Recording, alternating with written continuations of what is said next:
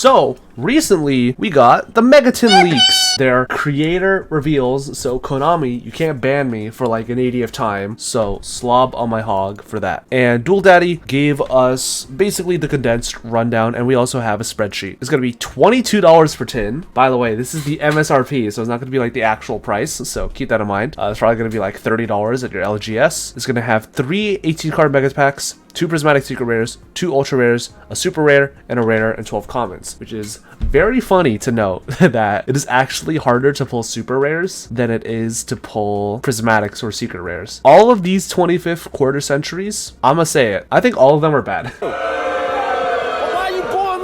I think every single high/max rarity chase card in the Megatons is absolute pee-pee poo-poo bum ass. I think that every single one of these cards just doesn't need one. Like, why do we need another Exodia high rarity reprint? Why do we need a DMG one? Why do we need a Red Eyes Black Dragon one? Didn't we already get these? They were different artworks. This will surely affect the Trout population on TCG Player. Like, yeah, we have like a couple like cool Edison reprints, like Black Wing Armor Master, Black Rose, Stardust, like Cyber Dragon. Like, those are cool for Edison. I'm not going to deny that. But we already have like max rarity versions of those that exist already. Like, I'm pretty sure we have Starlight Stardust Dragon. We have Ghost Rares for Black Rose. We have Ghost Rares for Stardust. We have Ghost Rares for Cyber Dragon. We have ultis for these as well. Like, it just feels like quarter centuries are the worst high rarity option just because of how many of those exist already in circulation and how many higher rarity versions of these cards exist. Also, why the fuck is Enlightenment Paladin in this? I'm pretty sure the only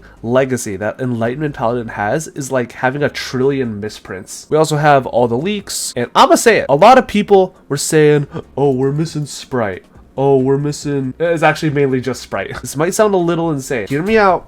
I think that the Megaton reprints are good. Sprite and Tier? Well, I hate Tier, so I don't care. Tier is already fucking dirt cheap. Do you really need a reprint of Tearlament? Like, who cares? Who needs reprints of that? Also, no Guardian Chimera for the Chimera stuff in Dune. That's also kind of funny. Like, yeah, they missed some very obvious reprints. A lot of the stuff in Power of the Elements, honestly, they missed. Like, we don't have Curry Kara. We don't have, like, the expensive Tearlament stuff. Like, a lot of, like, random, just high expensive stuff they just didn't want to give us, which is super cringe. But for the most part, they got us like 95% of the way there. Like, we now have like the Visas Starfrost for like a super affordable price. We now have the Therions. We have all the Bestials, which is like absolutely insane. We have the Cash Core. We have the Dinosaur Core.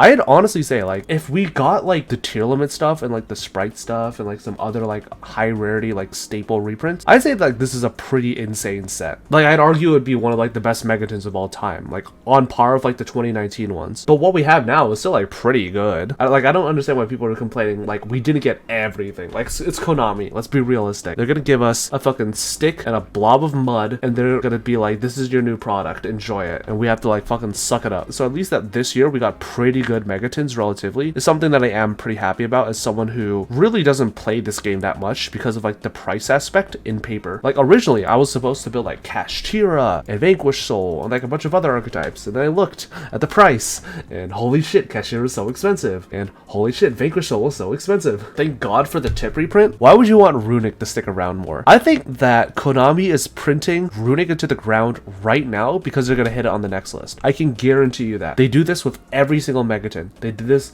with the Dragon Ruler Megaton. They did this with the 2019 Megaton with the Thunder Dragons and the Orcus and the Sky Striker and everything. They're gonna do it with this one. Joshua Schmidt heads understand. Look, bro. I think Joshua Schmidt, he's a pretty cool guy. He didn't respond to my DMs on Twitter that one time, but I think he's pretty cool. But I fucking hate Runic, dude. Runic is obnoxious. It's cringe.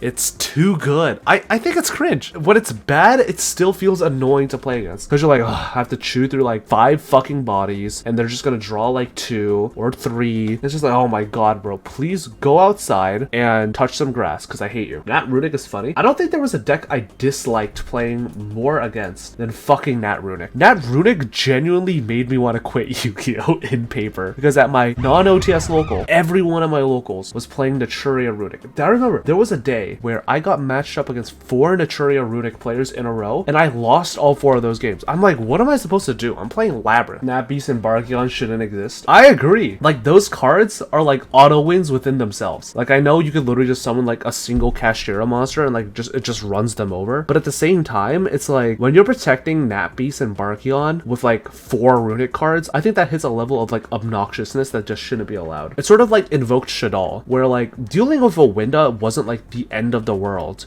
But when you had to consider, like, Winda was protected by Mechaba, by the Alistair in hand, giving it, like, an extra 1,000 attack points, as well as, like, whatever other, like, hand trap bullshit, like, the Invoked player was playing. Like, that just made it, like, infinitely more obnoxious to deal with. Was the new Spiral card from the tins? Oh, yeah, forgot about that. Double Legion? I'ma say it. This card sucks ass. This card is fucking awful. It's somehow worse drone. Why is it a fiend? Who knows? Time Thief Power Reserve? Why is this worse Shade Brigadine? And then we have fucking Realm. This card is ass. This card is turbo ass. Like, it's fine. You could play it, but why would I not just play, like, the Museum? Because the Museum's not a fucking once per turn. Surely this means unban the plan? Absolutely not. There's no chance in hell that they're unbanning Master Plan and giving us one of the most obnoxious combo decks back in Yu-Gi-Oh history. But, I'm gonna say this. I think that Master Plan could actually come back. I think that Spiral would suck if it came back to the TCG. I think that the fact that Bystials are at, like, 12 over here just makes that deck completely unplayable. Like, you go Magician Souls, send like Master Plan for cost. Oh, that's crazy. Anyways, like Druis Worm target. Oh,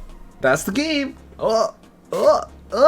Game over. That deck is unplayable. I'm sorry. But overall, I think that the Megaton stuff, I think people are taking it like a little too far. Like, yeah, we're missing some cards. Yeah, the quarter centuries suck. But I think overall, from like a casual Yu-Gi-Oh player perspective, for someone who doesn't really want to spend like $1,000 on a deck, I think that the current Megaton landscape for like reprints is pretty good. Like, I like that I'm going to be able to get cash at like an affordable price. I like that I'm going to be able to get like the Bystials at an affordable price after I sold them in order to pay gambling debts. Remember, kids, don't play poker while you're fucking super depressed. Otherwise, we will punt it all and fucking 7-8 suited. Some additional things that I do think is very funny. On the Megaton box itself, you can see one art of Red Eyes Black Dragon, but the promo is a different one. I don't know who at Konami is doing the quality checks, but what I am saying is that I could probably do better. The OG art is better anyway. I'm not saying that the OG art isn't better. What I am saying is that it's very funny that someone couldn't double check 2 very obviously different artworks. But anyways, that's all the Megaton drama.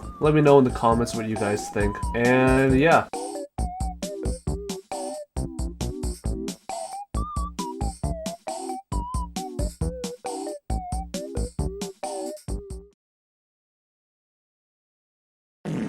Then we go Muckracker. We're gonna pitch the big welcome, and then we can just reset it off of the lady. We basically have like infinite traps right now. Muckraker? No, we call it Cracker. She's cracking me up, bro. Now we just bounce the Druis Worm. Oh my god! Let's go Chainlink 4 Torby to summon itself. Then let's go Chainlink 5 Chandelier. Oh, come on then. It's just that easy. Come on then. It's just that easy. Give me those gems. Give me those gems.